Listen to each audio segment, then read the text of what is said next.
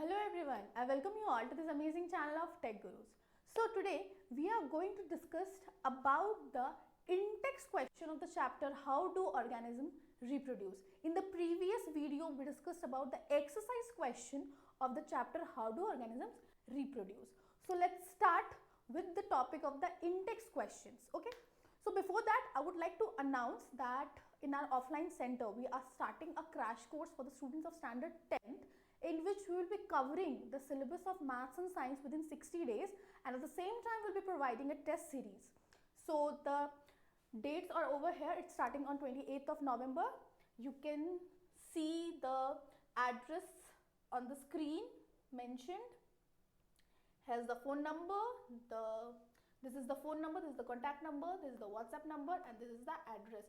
You can contact us and do join because it is going to benefit you anyway. Okay, so let's start with the very first question. The very first question is saying, what is the importance of DNA copying in reproduction? DNA copying का क्या importance है reproduction में? तो आपको ये चीज़ बहुत अच्छे से पता होगा कि जो भी ऑफस्प्रिंग में, जो भी प्रोजेनी में, जो भी ट्रेट्स नज़र आता है, जो भी कैरेक्टरिस्टिक नज़र आता है, that's all because of DNA. अगर डीएनए नहीं होगा तो ट्रेट्स का इनहेरिटेंस नहीं होगा फ्रॉम पेरेंट्स टू ऑफस्प्रिंग. जो भी कैरेक्टर्स है, जो भी ट्रेट्स है, वो इनहेरिट नहीं होंगी. And at the same time just because of this DNA copying from the two parents, variation भी आता है. That's why just because of this property of inheritance and variation, DNA copying in reproduction is very important. Okay, let's see the answer.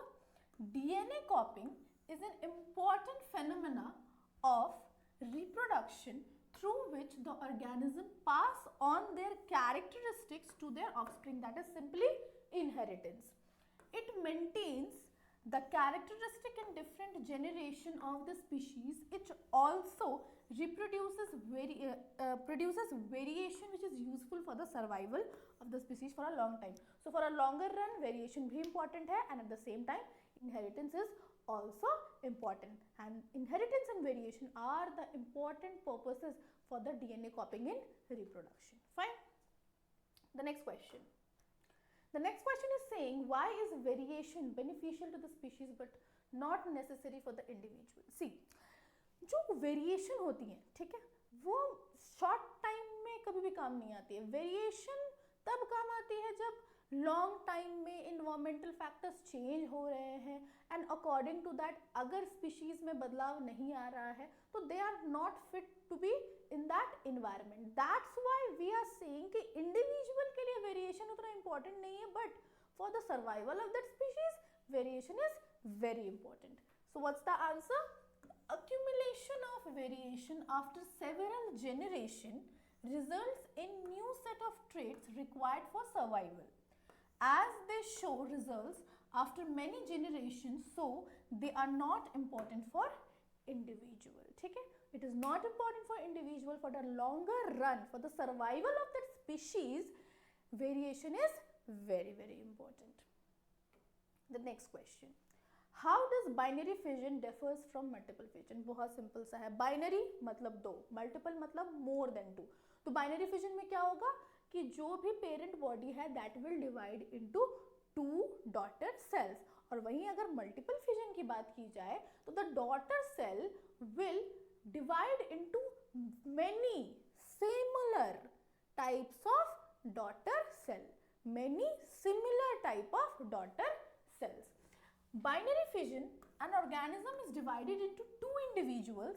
Mitotic division takes place resulting in two identical individual or daughter cells, and it is seen in amoeba. amoeba में देखने को मिलता है. हम सब जब भी binary fission के बारे में पढ़ते हैं तो हम हमेशा amoeba के डायग्राम से ही उसको समझते हैं और amoeba का ही एग्जाम्पल कंसिडर करते हैं.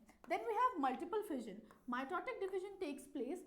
The nucleus divides repeatedly to form a number of equal sized and similar individual. For example, plasmodium. See, in plasmodium the process of multiple fission is seen, जिसमें कि जो पेरेंट बॉडी होता है वो divide करके बहुत सारे छोटे छोटे छोटे छोटे सिमिलर साइज के डॉटर सेल्स बनाते हैं. ओके, सॉरी फॉर दिस, थोड़ी तबीयत खराब है. Next question. How will an organism be benefited if reproduces through spores. अगर स्पोर्स के थ्रू रिप्रोडक्शन होता है तो कैसे उस ऑर्गेनिज्म को बेनिफिट मिलता है? तो स्पोर्स में क्या होता है कि स्पोर्स का जो आउटर लेयर होता है वो एक प्रोटेक्टिव कवरिंग होता है जो कि उसे केपेबल बनाता है to withstand any adverse condition. किसी भी बुरे कंडीशन में, किसी भी एडवर्स कंडीशन में वो सर्वाइव कर जाते हैं. That's why they have a benefit.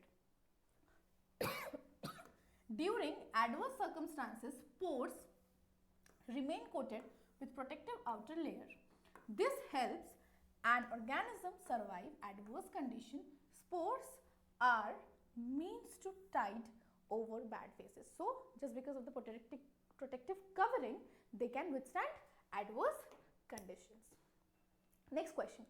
Can you think of reasons why our complex organisms cannot give rise to new individuals through regeneration? Very simple thing. See, complex जो organisms होते हैं, they have specialized structure for every process. उनके पास specialized organ होते हैं, organ system होते हैं. So they can't do a process like regeneration for the process of reproduction. Let's see the reasons. More complex organisms cannot give rise to new individuals because first reason is their body design is highly complicated. Okay. Then there are specific organs to do specific function. Third, there is a labor division in the body of complex organism. And the fourth exception is lizard which can regenerate its tail. There is one exception जिसमें कि एक complex organism regeneration जैसा process कर रहा है, but only to a specific part, that is the tail, जो कि हम lizard में देखते हैं. Okay. Next question. Why is vegetative propagation practiced for growing same type of plants? It's very simple. Vegetative propagation में क्या होता है कि vegetative part से ही उस plant का पूरा replica बन जाता है. Similar type of plant बन जाते हैं उसी के किसी एक vegetative part से. या तो वो root से बन जाएगा, या तो वो stem से बन जाएगा, या तो वो leaf से बन जाएगा. वो किसी न किसी part से एक पूरा organisms का production कर देगा in the process of vegetative propagation. The process by which some plant can produce asexually, it has their vegetative parts like root stems and leaves. Plants raised by this method can benefit flowers and fruits earlier than those produced from seeds. Plants that have lost capability to produce seeds like banana, orange, rose and jasmine can be propagated. All the plants produced are genetically similar to the parent plant. We have already studied जो भी asexual reproduction की products होते हैं, like asexual reproduction से जो भी progeny बनती है, they are identical to their parents and we consider them as clones. Next question. Why is DNA copying an essential part in reproduction? Looks like a very similar question. I think DNA copy essential for reproduction हमने पहले भी किया है कि DNA copy reproduction के लिए क्यों essential है? Because वो inheritance भी ले आएगा और variation भी ले आएगा. DNA copying is needed because the information stored in the DNA is used to make protein. Synthesis of different proteins will lead to altered body design. Thus, reproduction at its most basic level involves making copies of the blueprints of body design. Similar, आपको inheritance और variation के लिए DNA copying is very necessary. How is the process of pollination different from fertilization? Very simple question. Pollination क्या होता है कि male part से, male reproductive part यानी कि anther से जब pollen disperse होते हैं और female reproductive part यानी stamen पे land करते हैं, उसे हम कहते हैं pollination. और जब बात होती है fertilization की, तो male gamete और female gamete का जो fusion होता है, उसे हम कहते हैं fertilization. Pollination is the transfer of pollen grains from the anther of a stamen to the stigma of a carpel. These are transferred by agents like insects, birds, winds और air. इन्हें हम कहते हैं pollinating agents. जो pollination में help करते हैं, we call them pollinating agents. And talking about fertilization is defined as the fusion of a male gamete यानी कि sperm with a female gamete यानी कि ova to form a zygote by sexual reproduction. Very simple. The difference between pollination and fertilization ये तो आपको already पता ही होगा, ये बहुत simple चीज़ थी. What is the role of seminal vesicle and prostate gland? यहाँ पे आपसे पूछा जा रहा है कि सेमाइनल वेसिकल और प्रोस्टेट ग्लैंड का रोल क्या है। तो सेमाइनल वेसिकल बेसिकली स्पर्म्स को एक फ्लूइड रिलीज करता है जो स्पर्म्स को न्यूट्रिशन देने का काम करता है। And talking about the prostate gland, इसका मेजर फंक्शन होता है कि ये कुछ ऐसे सिक्रीशंस करते हैं जो कि वजाइना का पीएच को मेंटेन करेंगे। Now you will talk about, यहाँ वजाइना की बात कैसे आ गई। Whenever we are talking about coitus, prostate gland जो भी सिक्रीशन होगा जब वो फीमेल रिप्रोडक्टिव ट्रैक्ट के अंदर जाएगा, तो जो भी सिक्रीशन होगा, तो to balance the pH of the vagina, prostate gland का secretion is very important. Seminal vesicle are a pair of thin-walled, muscular and elongated sacs which secrete a fluid for the nourishment of the sperms. Prostate gland produces a fluid which is secreted in the urethra along with the secretion of seminal vesicle. It affects the vaginal pH so that the sperm makes smooth inside the vagina. Fine. Next question, what are the changes seen in girls at the time of puberty? Puberty के time पे females में यानी कि लड़कियों में क्या changes देखने को मिलता है?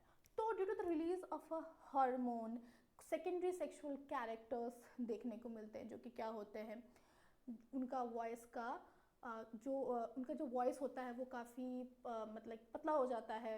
देन उनके बॉडी में हेयर्स आना शुरू हो जाता है, आर्मपिट्स में हेयर आते हैं।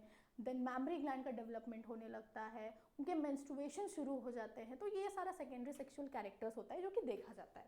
सो at the time of puberty breast size begins to increase with darkening of the skin of the nipples. Also girls begin to menstruate around this time. तो these are the secondary sexual characters. Puberty के time पे जैसे ही कोई भी female puberty hit करती है तो उनके अंदर सारा सेकेंडरी सेक्सुअल कैरेक्टर्स दिखने लगता है और उनका मेंस्ट्रुएशन भी शुरू हो जाता है। ठीक है। The next question is, if a woman is using copper T, will it help in protecting her from sexually transmitted disease? No. Other than condom कोई भी ऐसा कॉन्ट्रासेप्टिव मेथड नहीं है जो आपको एसटीडी से बचा सकता है। लाइकवाइज एसटीडी से I don't think so condom is also like that much efficient. No, it will not protect the women from sexually transmitted disease as the fluid to fluid contact occurs in the vagina. Fluid to fluid contact हो जाएगा तो anyways STDs फैल जाएंगी। Copper T can not protect anyone from sexually transmitted diseases. And here comes the very last question of the chapter, that is how does the embryo gets nourishment from its mother's body? Embryo को कैसे मिलता है? तो embryo को nourishment मिलता है through the placenta, जो कि from the uterus is connected to the baby, जिससे कि उसे सारा खाना मिलता है, उसे सारे रेस्पिरेटरी गैसेस मिलते हैं, जो भी वेस्ट होता है उसी के थ्रू बाहर चला जाता है। Fine. The embryo grows inside the mother's womb and gets nourishment from its mother's blood through out placenta. Placenta contains villi which connects the embryo with the mother's blood. These villi provides a large surface area for glucose and oxygen to pass from the mother to the embryo. वही सारी बातें हैं जो भी respiratory gases के exchange होते हैं, जो भी फूड का एक्सचेंज होता है यानी कि न्यूट्रिशन का एक्सचेंज होता है वो वहीं से होता है। एंड जो भी एक्सक्रीटरी वेस्ट होता है through the same path from the baby to the mother पहुंच जाता है। Fine. So this was it. These were the 12 index question of the chapter how do organisms reproduce. अगर आपको कोई भी डाउट है तो प्लीज़ कमेंट सेक्शन में उसे ज़रूर से ज़रूर उसे टाइप कीजिए. And if you like the video do hit the like button, to subscribe the channel and keep growing and keep learning. All the very best.